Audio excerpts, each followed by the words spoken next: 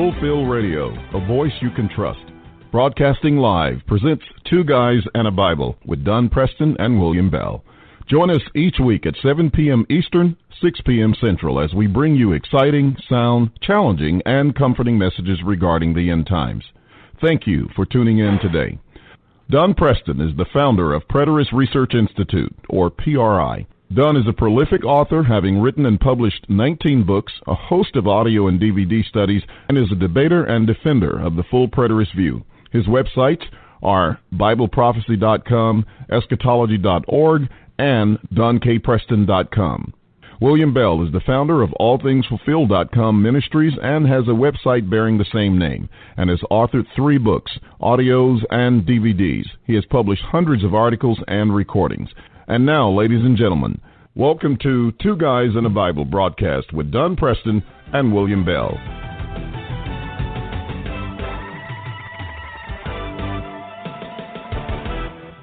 Good evening, ladies and gentlemen. Welcome to Two Guys in the Bible right here on Fulfill Radio, a voice you can trust. This is William Bell, and with me is Don Preston. We are delighted to be with you today. Looking forward to another great study. Hope that everybody is doing well, keeping safe, and managing their lives well. We are so appreciative of this opportunity to be with you again. And we've got great news, as usual, to talk about, as well as great Bible teaching. And so we'll be underway with that just shortly. Let's say hello to Don Preston. How are you doing, man? I am doing absolutely fantastic, William. Like you said, just wonderful things going on. Had some great correspondence with folks from Australia this week so far, and some folks from Norway, and some just from different places all around the world with some absolutely fantastic correspondence. I've been corresponding with one young man who is a minister. I will not give any details whatsoever about him because he's in that stage, William, that let's just say he's got the stomach ache, the preterist stomach ache. Yeah. He most assuredly sees what the Scripture is saying. He naturally has tons and tons of questions, which is perfectly normal, perfectly natural. It's nothing wrong at all with having tons of questions. And so I've been corresponding with him. He is in a situation with a congregation that is mostly dispensational. We're seeing a lot of that, by the way, of ministers who are dispensational, and yet they are seeing the truth of covenant eschatology, and they're struggling with how to introduce covenant eschatology into an environment that is just so overwhelmingly futurist and almost radically so. And so it's very troubling. It's very challenging to these kind of ministers. And I appreciate this young man's candor. I appreciate his openness to discuss his struggles. And we need to keep him in our prayers, in our minds, in our thoughts as he struggles. He also has some resistance from his family already. And so it's been a very rewarding week as far as correspondence is concerned. And that type of correspondence just continues to grow. By the way, William, I really think, changing the subject, it's about time you change the intro to the program.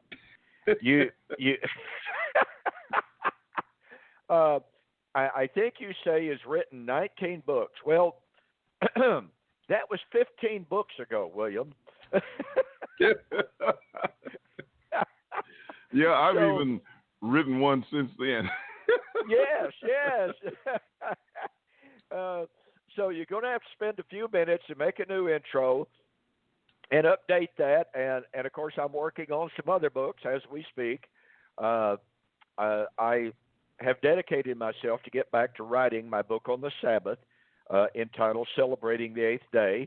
I have a couple of other smaller projects that I've got kind of, in the oven, so to speak. Haven't made just an awful lot of progress on them. I've got a couple of other major projects that I've been working on literally for years, adding notes to them as I go along and what have you. And so, anyway, that's kind of the unending story of me and my book writing. But 19 books as opposed to 34. That's kind of where we're at. All right. Well, we'll make sure. Actually, I thought about that intro last week when I listened to it. I said, I got to get a chance to make that, and then just get busy and don't think about it during the week. So I have to make me a note and go ahead and work on it. So what's going on in your world? Well, there's a lot going on. As a matter of fact, first thing I guess would be the opportunity to go back to Ghana. Looking forward to that. We leave on the 28th. Leora and I will be going, thanks to some very faithful supporters, and we appreciate that. That enable us to be able to make the trip. We're looking forward to a great time where we will be working, as I said before, with a couple of communities there. One where we'll be going into 20 communities to teach the gospel. Wow. And so we're excited about that. And, of course, we talked about some life skills that we'll be teaching as well, some leadership classes. And so it looks like that's going to be real good. I've met a couple of people already, who were there, one of the leaders in the church there. And then, of course, we got our work that's going on with Solomon Baidu in Cape Coast. And so we're looking forward to going back there and working with them. Pretty much the same thing, really trying to help them get on solid footing, as well as some of the things that they're doing in the community as well. And, of course, Solomon is one of the hardest working young men that I've met in a long time. I mean, he preaches, and I think he's got either one or two radio broadcasts going on now, but he also does a lot of work in teaching, evangelizing in the community. And that's not easy work over there when you have to, get transportation to go into the rural areas to meet with them, to talk with them, et cetera. And sometimes, they may ride a motor scooter, or they may ride on they may get a taxi or something, but it's still quite challenging. And, for them, a very expensive ordeal as well to be able to do that. And yet they faithfully carry it out as best as they possibly can. And they are baptizing people and teaching them as well, and helping the church to grow, and helping people's lives over there to become more stable. So that's what we're looking forward to. In addition, we have a debate that is scheduled for October the 9th and the 10th over there, and it is going to be on the judgment, whether it is going to occur at the end of time, allegedly, as we would say, or whether it occurred in 70 AD. And so the futurist preacher over there is going to be advocating and defending the proposition that the judgment will occur at the coming of the Lord at the end of time. I hear that it's possibly going to be televised, probably on a local broadcast there. Yeah. And will be streamed on Facebook. So I'm looking forward to that. Really exciting to be able to, to go over there and participate in an event like that. And that just once again shows you that preterism is making its impact in Ghana. And even with the other brother who is just outside of Accra, about 40 minutes outside of Accra, he wrote me today. He says, we need some help. He said, I've been listening to your broadcast. And he says, we're going to have some things straightened out here when you get here. And I, of course, looking forward to that. By the way, today is Opoku's birthday. And so we are, excited about that as well. And I think I sent you pictures regarding her. I haven't seen anything. Now, this is the young woman. This is the young woman you told me about several months ago, correct? Yes, the young lady that we found, little teenage girl. She was sleeping on a porch in the hot, humid summer sun, when I was there the first time. And I just happened to look over and saw her. And she was asleep. I mean, it was hot. It was just, humid. And she was, just in just really shabby clothing. And I inquired about her, and they said, well, that's the little girl who, begs for food, and she doesn't have parents or whatever. And I at the time, I had said to them, well, let's get her some food. And somehow we got distracted, or I got distracted, because we were moving from place to place looking at, various things. And I got distracted and I forgot about her and came back home. And after getting back home, I thought about her and I said, oh, I never did buy that little girl any food to eat. And so I called over there and I asked them, would you go by and check and see if she is still there? And they went back and yes, she was still sleeping on that porch. So I told them, asked them if they would. I said, I'll send something for you to go and buy her something to eat, maybe get her cleaned up and, get her on some clothes or whatever. And they did. And in the process, they decided to take her in. And so when they did, I decided to help to support her. And we got her down in school. She is a bright young lady and is studying, she loves science and math. Is just doing a great job in school. She still has some challenges. They don't even have utilities over there, so she has to study during the day because at night, it's they don't have any lights where she's living. But they're managing and doing better, and so we're going to be trying to work on that in the near future. Maybe to get some solar energy over there, where they won't have to pay a utility bill, but it's not very expensive. Just takes a little bit of money, to get it done, because I don't want her hampered in her schoolwork and everything. And we've managed to get her a phone so she can use the internet. Especially with the COVID shutting down, that was important. But she is. When I saw her most recent pictures, I just broke out in tears for the transformation that has taken place. And so Leora and I are, we're just really behind it. We love being able to help in that particular area. And so Leora will get an opportunity to see her for the first time this time when we go. Wonderful. And, wonderful. Yeah. And so that's very inspiring, and that's good. That's one of the reasons why, I'm really interested in some of the work that's being done over there. And we're just trying to spread that kind of love and support throughout, but in a way that helps the people to, be empowered and help themselves as we, build relationship with them to teach the gospel. So that's what's going on. As far as I can remember, I can't think of anything else at the time other than to ask people to pray for a good friend of mine whose fiance was hit by a truck. Her name is Beverly Seals, and she has broken ribs and is surviving. But, it was, a pretty tragic accident. And so she's kind of bruised up quite badly and in the hospital and all wrapped up. So if you all will, just, send prayers out for Miss Beverly Seals. And I'm sure, those would be very much appreciated. And pray for us, for Leora and myself, for the trip that we will be taking coming up on the 28th. And then we'll be there for a month.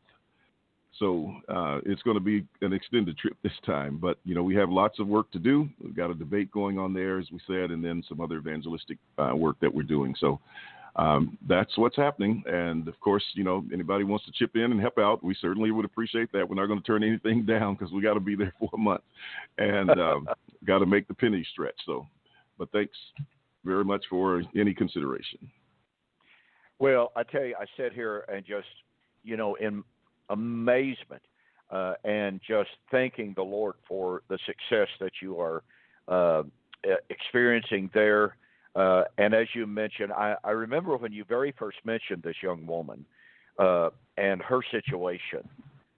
I was just so touched by that.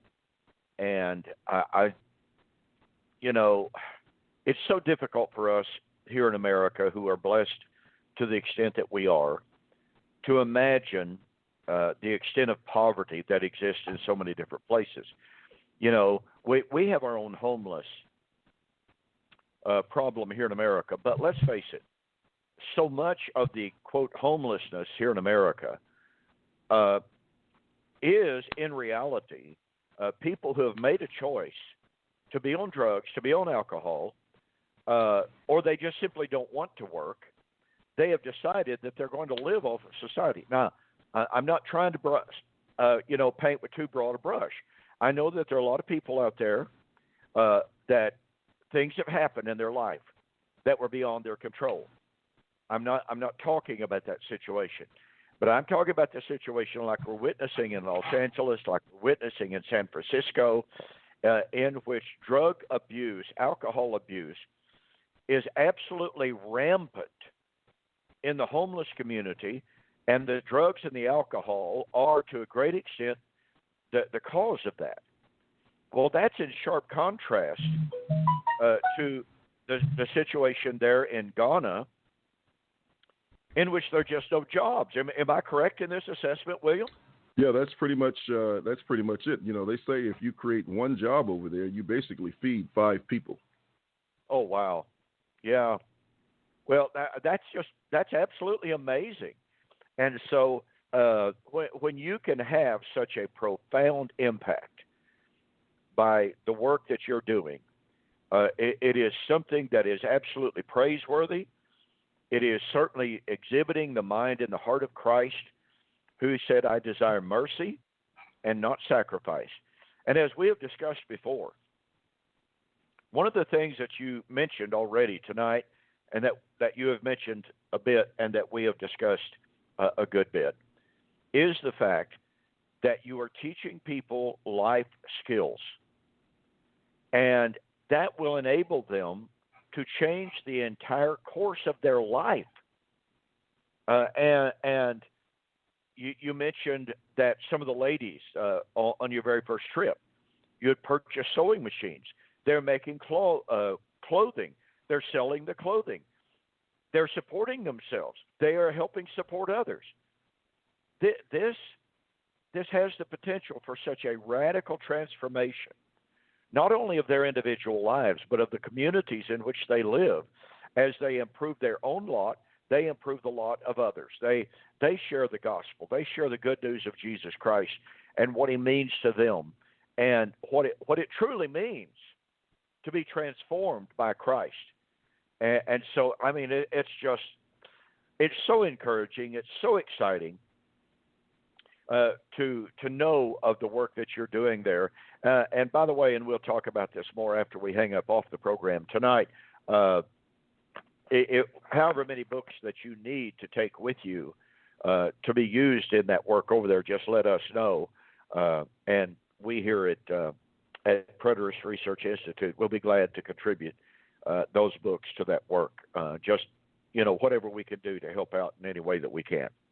All right. Well, I appreciate that. And one other very, very important announcement, and I don't know how I forgot this, but as you know, we have done a couple of Zoom meetings for the brethren in Jakarta, Indonesia. And so I got a call early one morning asking me, one, if I knew any others that could do some teaching. Of course, you came to mind. And that was part of what I was going to talk to you about, afterwards, what I, said we'd talk about. And so that will be an opportunity for you to share your ministry with them, as well as the many books that you've written, the 34 books that you've written. And so that will get that information. They want to translate my books, and I'm sure they'll want yours as well, into the Indonesian language. And so that's another good thing that's happening. But they also asked me if I would be interested in coming there. And, of course, you can only imagine what I said. So we're now at least in the early stages of discussing possibly coming there to do some teaching. And that I told them to at least put it out for about July of next year. So that's something you can think about as well. Leora's going to join me on the trip, but if it's, something that you want to be involved in, we can see how we can make that happen for the two of us as well. And we are, we're excited about that. They want to learn. They want to have more exposure, and they want more resources. And he also mentioned to me that there was a gentleman who is in Singapore, very widely known, highly influential person, great following, I should say. And he has been studying preterism.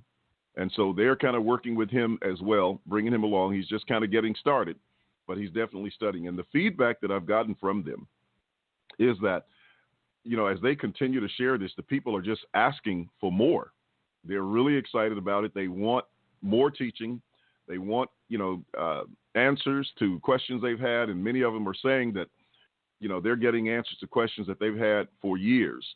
And so it's very, very well received thus far. And we're looking forward to, just expanding them on them. And they're talking also about maybe coming and attending a conference here as well. So there's some great stuff going on in Indonesia. And, of course, we continue to hear from people, as you said earlier, from different places around the world. More and more spots in Africa, the Kingdom of Saudi Arabia. I mean, I was pretty shocked because I didn't even know where that was. And the guy said he was from the Kingdom of Saudi Arabia. I said, wow, this is just absolutely amazing. But through the radio broadcast and through Blog Talk Radio, the YouTube videos, et cetera, people are hearing, they're studying, they're learning, and they're wanting this information, and others are willing to spread it as well and to support it. So that's what's going on, and we're pretty excited about it. Well, who wouldn't be excited? Well, I know some people won't be excited about it. But that's beside the point. The folks who constantly tell us that preterism is dying, that it's not growing, no one's interested. There's not but a little bitty tiny handful of us in the world, blah blah blah. They won't be too thrilled. They won't be too excited to know about some of the things that are going on and the growth that is taking place literally around the world. And I was sitting here, William, and I was thinking, and I'll try to segue into our lesson for this evening on this. I was sitting here thinking about a passage in Zechariah chapter 2. And the historical context of Zechariah is the book of Haggai, and the children of Israel had returned from Babylonian captivity. And they had set out, and they had accomplished the rebuilding of the temple. However, that temple that they rebuilt, when compared with the Solomonic temple, was virtually nothing. And as a result of that, the old men who had seen the previous temple sat down and wept. And yet the Lord came and he spoke through Zechariah, and he said, do not despise the day of small beginnings. And he promised, both in Habakkuk and in Haggai and in Zechariah, that he was going to glorify that temple beyond anything they had ever imagined. Now, I believe that glorification was going to come through the presence of Jesus, not through the physical edifice, not through the building of the Herodian temple. That's my personal take on that. But the point of it is, that little statement there, do not despise the day of small beginnings. You and I well remember sitting around a coffee table. Well, you don't drink coffee, so anyway. I had a glass of tea.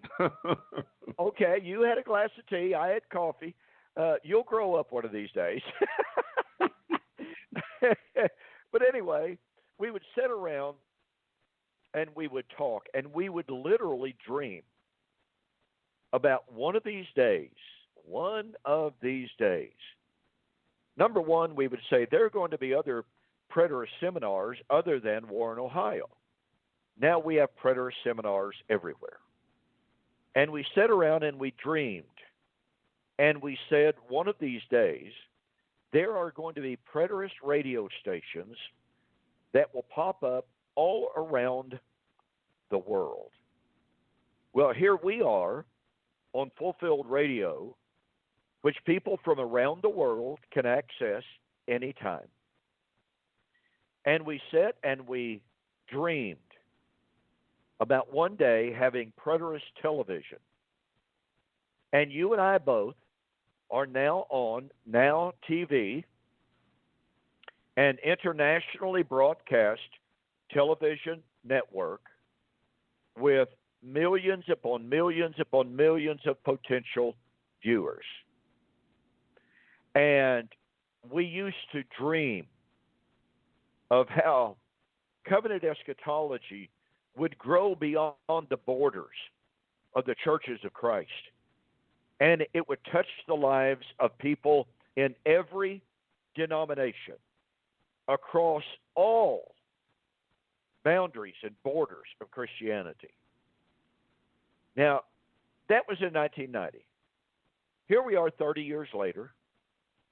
We are seeing the growth of covenant eschatology in precisely and exactly the ways in which we dreamed and we prayed would happen. And the thing about it is, in many, many ways, we have not yet begun to run. We are still in the, may I use the term, crawling stages of the growth of this movement. And yet we are seeing such fantastic things happen in the U.S. and all around the world. In areas, like you said, what in the world is the kingdom of Saudi Arabia? Who would have ever thought that William Bell would be corresponding with people from the kingdom of Saudi Arabia? Just like I have corresponded with people from Israel, both of us have corresponded with people from, I haven't even counted the number of countries that I've corresponded with. I dare say, I don't know if you have or not, but you probably haven't. You know, I'm not into that kind of statistics. I probably should be. But I'm always just thrilled when I hear from someone from anywhere. You know, I keep saying to my contacts, and by the way, I have several, in Norway and in Sweden, you guys got to get me over there to hold a conference. I want to preach in Norway. I mean, that's just one of those exotic places that I would love to go to.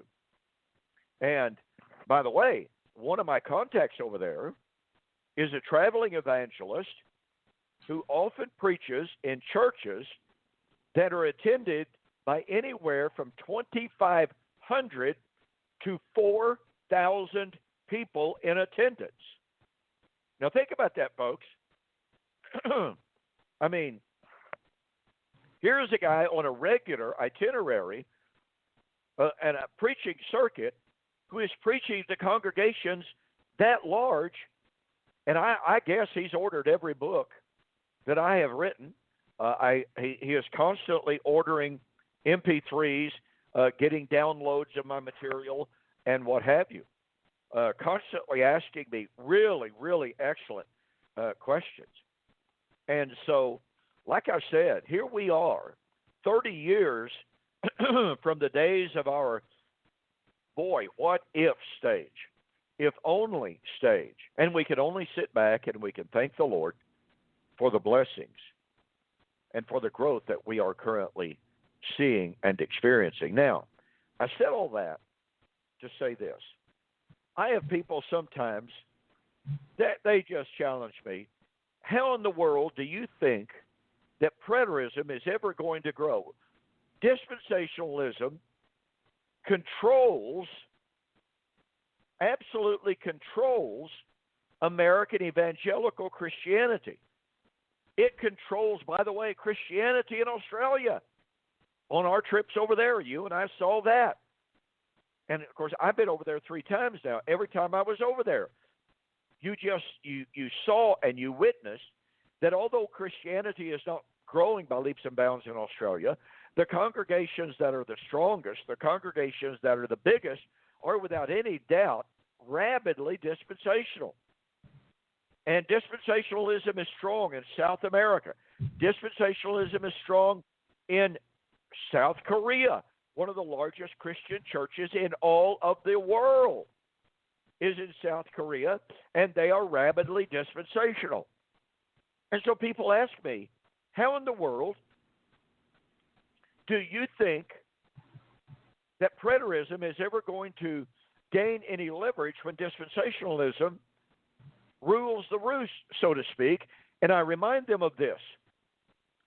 When John Darby came to America, now John Darby,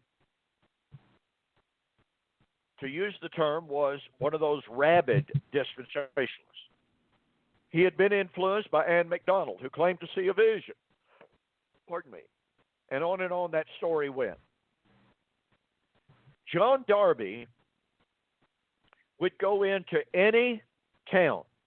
He would go to every single preacher that would even sit down with him and listen to him. He was literally, listen to me, folks, he was literally tarred and feathered, run out of town after town after town.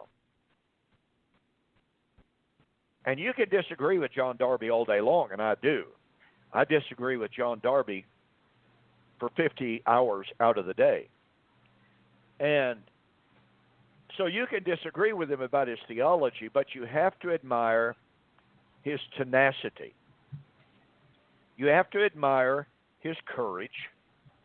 You have to admire his persistence. Because slowly, person by person, preacher by preacher, one student after another, what was known as Darbyism started to spread and to catch on. And then in 1909, something incredible happened, and that was the publication of the C.I. Scofield, what we sometimes just simply call the Scofield Bible today. And there has never been another theological work, and I don't know if it's even appropriate to call that a theological work.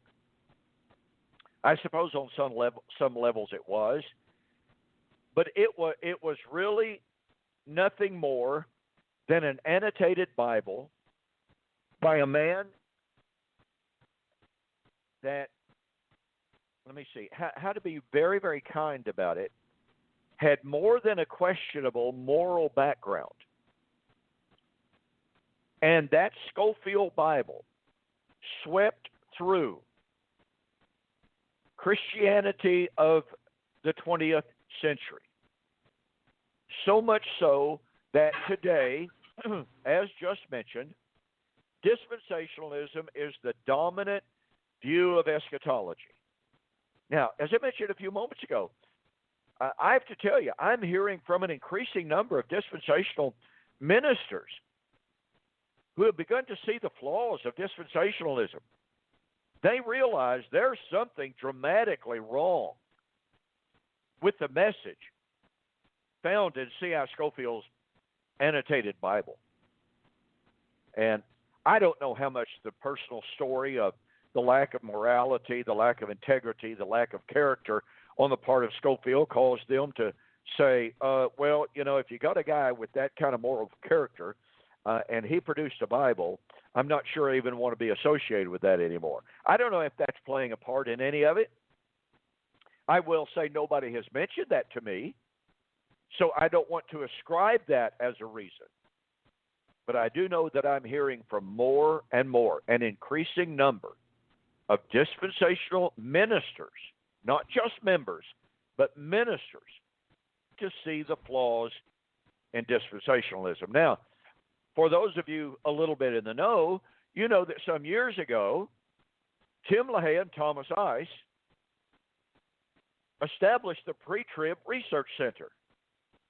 They established that Pre-Trib Research Center for the very specific purpose of defending, advocating, and spreading dispensational premillennialism, because in their own words, they saw a lot of people abandoning dispensationalism. And so Thomas Ice was set forth as the absolute champion of debates. Any comer, unquote, and debate them on dispensationalism. Well, the very first debate that I went to with Thomas Ice was with Gary DeMar in Fairview, Oklahoma, several years ago. And Thomas Ice didn't fare well. Now, Gary DeMar could have been a lot more effective had he been a full preterist. Had he accepted the challenge that Thomas Ice issued and said, if you were consistent with your own hermeneutic, and this is what he said from the pulpit, you would be a full preterist just like Don Preston sitting there. I didn't know he knew me. I didn't know he had the slightest idea who I was. Mm-hmm. But he told Gary DeMar from the pulpit, if you were consistent with your hermeneutic, you'd be a preterist, full preterist, just like Don Preston sitting right down there. And I just kind of smiled.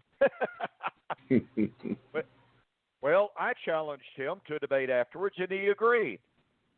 We had a grand total of 4 radio debates and 1 formal public debate. After the last formal public debate, Thomas Ice said he'd never debate me again, and he will not debate again. At least that's what I've been told. He certainly won't debate me. I've issued several challenges to him to meet me in formal public debate again, but he will not do it. So that's what's happening when dispensationalism confronts the truth of covenant eschatology. And yet, to go back to the point, okay, John Darby, one preacher at a time, would study with them. And if he had a man convinced, he'd go to the next town. He may get run out of town. Didn't bother him. He'd just go to the next town. C.I. Scofield published his Bible under more than questionable circumstances, with financial support from sources that we have every right in the world to examine closely and to question the motives behind the publication of that C.I. Scofield Bible. It's just, folks, I would really, really, really recommend that you do your own research on the story behind the C.I. Scofield Bible. And by the way, I would urge you not to read the dispensational story, okay? Don't read the story of C.I. Scofield written by men who are rabid dispensationalists, because they will not tell you the full story. I can assure you they will not tell you the full, unblemished, untarnished story of C.I. Scofield and the Scofield Bible. But you need to know the story behind that Bible. You need to know the ugliness that's behind that Bible. So all of that said, yes, covenant eschatology has a long way to go. But I would say to those of you who are sitting in your living room, who will listen to this program on the archives, perhaps you're listening now, do not despise the day of small beginnings. To your friends, talk to your neighbors. Are you going to be rebuffed? Are you going to be rejected by most people? Yep, you certainly are. Does that mean failure? No, it does not. If we measured our success or our failure strictly and solely upon the numbers of people that we are able to reach at one time, then Jesus himself, Paul, Peter, James, the New Testament writers were all miserable failures because by and large they were all martyred for their faith. by the majority of people who rejected their message. And so we have to keep that kind of thing in mind as we continue to teach, as we continue to preach. We have to have the same persistence, the same consistency, the same urgency, the same zeal, and the same courage as Darby and Schofield. Disagree with them all you want, and we do. But you nonetheless have to appreciate the dedication that they had.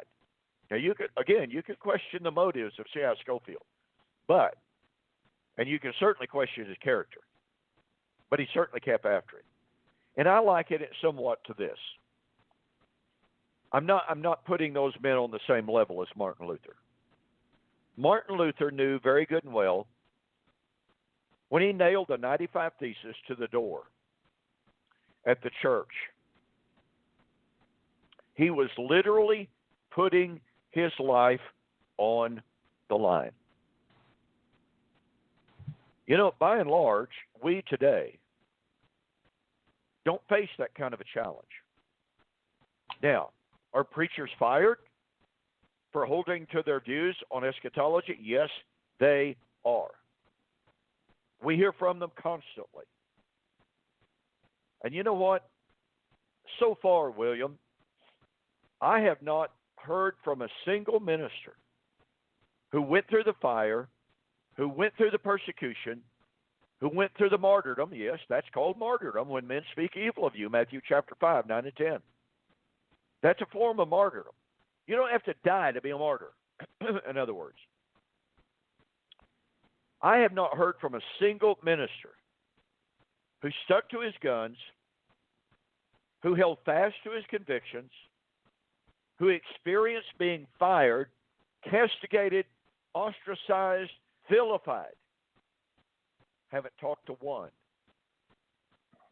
that came to regret or that has expressed regrets for doing that. Every single one that I have talked to. Now, there may be some out there that have said, worst thing I ever did in all my life. I don't know, but I've not talked to them. They have said invariably that taking a stand for the truth of God has been the most liberating, the most invigorating, the most encouraging, powerful thing they have ever done in their life. And I'm reminded of what Peter said in 1 Peter chapter 4.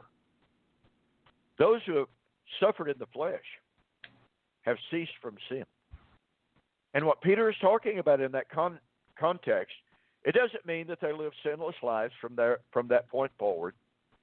But what it means is that when a person has taken a stand for the truth, they have suffered for Christ, and they have endured through the persecution, it means that they come out the other side of that persecution a stronger person, a more devout person, a more dedicated person, even than they were before.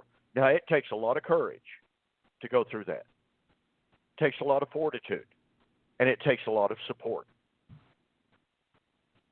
But again, when a person goes through it and they stand fast, they endure, they come out the other side, they are invariably a stronger person of faith for doing that. So, to those who may be ministers out there who are listening to this, who are pondering, wondering, struggling, William and I, first of all, you need to know, William and I both were fired, ostracized, we were vilified, castigated and condemned for our views on covenant eschatology. But I can guarantee you both William and I both feel the same way that I just described a moment ago. Suffering for the cause of Christ is really, in one way, the greatest thing we've ever done in our life. Because when you go through the fires and when you are challenged to defend your faith, and you know that none of the challengers has even come close, they haven't even come close to addressing your arguments. Instead, they run like scared rabbits, all the while throwing stones at you, lobbing missiles at you, and literally saying, "I'm not going to discuss with you anymore. And no, I'm not going to debate this with you. You're just wrong. You're just a heretic." Oh, well, that proves a lot. But you know, that type of failure on the part of your enemies lets you know that they know they cannot answer the truth of God's Word. And by the way, William, I don't know if you saw it on Facebook. I was informed today about a brand new Facebook page that has been established by some former preterists. Now, keep this in mind, folks. There's already a Facebook page entitled "Full Preterism: A Thing of the Past," and it was established supposedly to refute covenant eschatology. And it was established by former preterists. Well, the thing about it is, a whole bunch of the folks, and by the way, it's got a grand total of 171 members, okay? A grand total of 171 members, last time I looked. Awesome. Oh, yeah, absolutely awesome. Growing by leaps and bounds. It's set at 100. Yeah, it's set at 167 members for month after month after month after month, and finally it jumped up to 170, then 171, and I think that's where it's still at, perhaps 172. Anyway, and remember, these are the folks who constantly tell us that preterism is not growing. And here is a Facebook page dedicating to refuting covenant eschatology, and they can't even grow. But a large number of the members of that board are, in fact, full preterists who go there, well, quite literally, to have fun by answering the so-called arguments of these former preterists.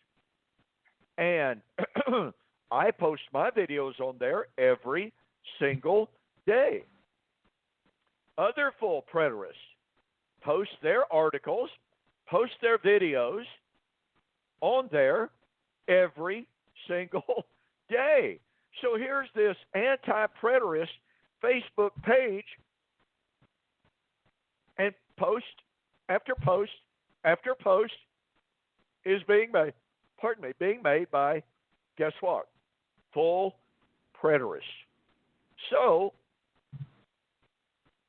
I was informed just today that this brand spanking new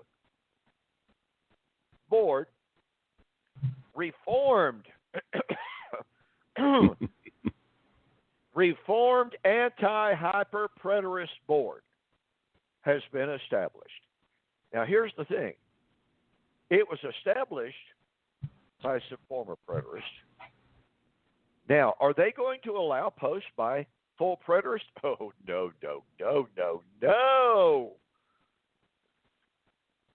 And the rhetoric on there is going to get really, really ugly, because one of the founders of that board, probably the owner of the board,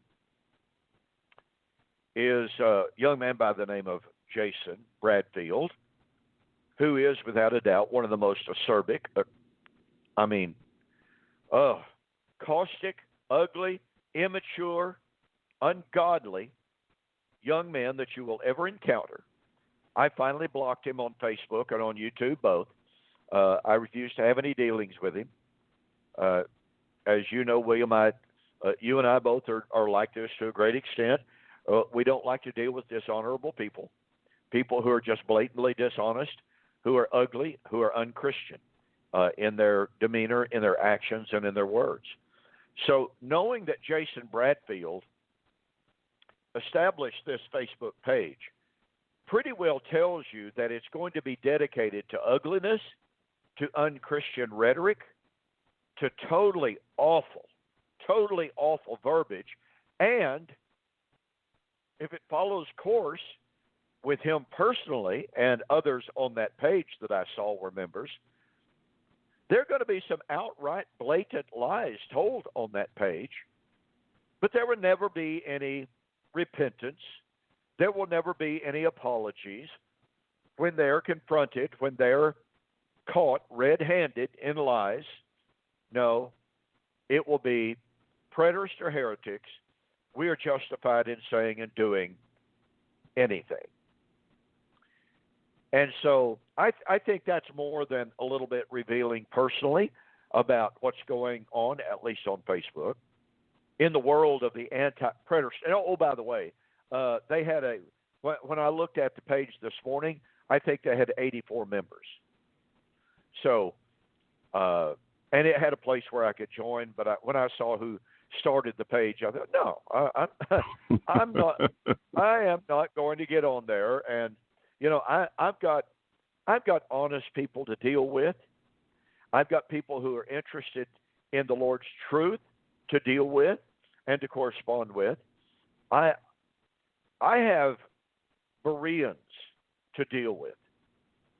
I don't have time or the interest or the willingness to get on a page established by ungodly people. That's my philosophy. And of course, every once in a while, I get accused, as I was in private messaging today, well, you won't debate so-and-so person because you're just afraid that if you debated this person, you would lose money. You know, it just seemed like every time I turn around, somebody says, well, you won't do this because you'll lose money. You won't do that because if you did, you'd lose money. And as I told this individual that accused me of that, I said, you know, number one, you don't know my heart. And number two, I have never in my life been motivated by money, by the gaining of money or the loss of money. And furthermore, I never will be influenced by the issue of money, either making or losing. So I said, I really don't care. We'll say, oh, Preston won't debate me because if he did, he'd lose money. I said, that's just another false accusation by people who don't have the truth, and they know they don't have the truth, and so they have to lie in order to make themselves look good. Oh, I challenged Don Preston to a debate, and he wouldn't do it because he's afraid that he's going to lose money. He's going to lose his followers. Well, I have heard that song and dance way too many times in order for me to pay much attention to that kind of rhetoric. So, William, I've talked. We're really out of time for this evening. I hope we've covered some things nonetheless that have been a little bit helpful to our audience this evening. Number one, you folks, you just got to be absolutely encouraged by the things that are going on. I know, William knows, we are constantly asked going on in the world of preterism. I mean, I am asked that question in emails, in private messages on Facebook. I'm asked this all the time. And I am so thrilled when I'm able to convey and to communicate with them the things that are going on that I know of in my ministry and the things that I know of that are going on in William's ministry. And when as a general rule, when I share those things with people, they are literally blown away because they go, I had no idea. I literally had no idea that preterism was growing like this. And, of course, I tell them, look, this is just what I know about between my ministry and Williams. I can't begin to tell you what's going on over there with people that I know that are preterists who have active ministries and what have you. So I can't speak for their ministries, but I can only assume that they're likewise hearing from people, that they're likewise corresponding with people, teaching people the same way that William and I are, and having the same kind of growth that William and I are seeing in our ministries. Well, excuse me, Don, let me just say this. You were talking about the Facebook page. I just saw, and maybe this is my first time, But I just saw a page go up on Facebook from Ethiopia, the brethren over there that you've been working with for quite some time, and I've worked with. They have put up a page on Facebook and an eschatology page for Ethiopia. Have you seen that already, or has it been there for a while? Can you hear me, Don? I don't know what happened to him, ladies and gentlemen, but he might have just kind of zapped out of here. Let's see if we can find him. But anyway, that is one page that is up. And then, as Don was talking about this reformed, preterism or anti-preterism page that's going up, one of the things that I noticed about their page is nothing goes on over there unless they are talking about us. Let's see, there's his microphone went off. I don't know why it did, but hopefully we got you back on. I just dropped out for some reason. Yeah, you did. Yep. Well, yeah, but okay. I was just saying regarding the the Ethiopian. I didn't know whether you knew that or whether it had been up, but the brethren in Ethiopia have a Facebook page for eschatology as well, and so that one is there. Yes, Mekonnen Tadisi contacted me first. Yeah, Mekonnen contacted me personally to invite me over there. I've already posted one of my videos over there, and already gotten some really good response from it. I mean, they didn't have a tremendous number of members. I invited you, and I invited my goodness, Steve Basden, Roy Runyon, Holger, Trent Parrott, John Holt, John Watson, Brent Bishop. I sent out invitations to a number of people today, and I do know that several people have already accepted the invitations. All right, well, that's good. And the other point that I was making was, even on that Reform site that you were mentioning, I guess it's another new anti-preterist Reform site. But I don't know if you've noticed, which I know you have, and that is nothing goes on over there unless they're talking about us. If they, and they, I noticed that on one of the sites, basically what they do is try to hijack the conversations that's going on our pages, so that if a conversation starts over there, they'll go over and they'll maybe set up, a post and try to engage on something that's happening over here, and then of course they join in and take that thread out for quite a while. But nobody's jumping up and down about anything that's happening over there for the most part, that what I can see. But you let a full preterist get on that page, and then that's when everything happens, when all the excitement starts, and that's when they have a conversation. So that tells you a lot about what's going on in that particular sphere. Well, that's absolutely correct. I mean, what's fascinating about that is that Sam Frost is obviously one of the founding members of that board, and Sam Frost said after my debate with him that he was done. He wasn't going to talk about covenant eschatology anymore. He wasn't going to talk about preterism anymore. And yet he's been making one post after another, after another, after another. So on the one hand, he said he was done. He was through, didn't want to talk about it anymore. And I noticed on that full preterism, a thing of the passport just the other day, he had posted like 5 or 6 posts, just one right after another. And now he's over there as a co-founder of that board against covenant eschatology. I guess that speaks pretty eloquently of so much for Sam Frost's statement that he was through discussing it. So anyway, that it is what it is. Well, it shows how they intend to grow, right? Just keep duplicating the same pages that don't get anybody over there. Exactly. Ladies and gentlemen, we do appreciate you being with us this evening. We've had a little bit of a potpourri discussion. We'll get back to the text next week as we discuss the Messianic Temple and Ezekiel chapter 40 through 47. And do this. Think about the concept. If Ezekiel is talking about the establishment of a yet future temple in the millennium, what would it mean if physical animal sacrifices are restored? What would that do to the gospel of Christ? So with that, William, great to be with you as always. Look forward to I'll call you after we hang up. And with that, I'm going to say good night and God bless. Thank you for joining the Two Guys in a Bible radio broadcast. On behalf of Don Preston and myself, we'd like to say have a very pleasant day and may God bless. Until next time, We'll see you on Fulfill Radio, a voice you can trust.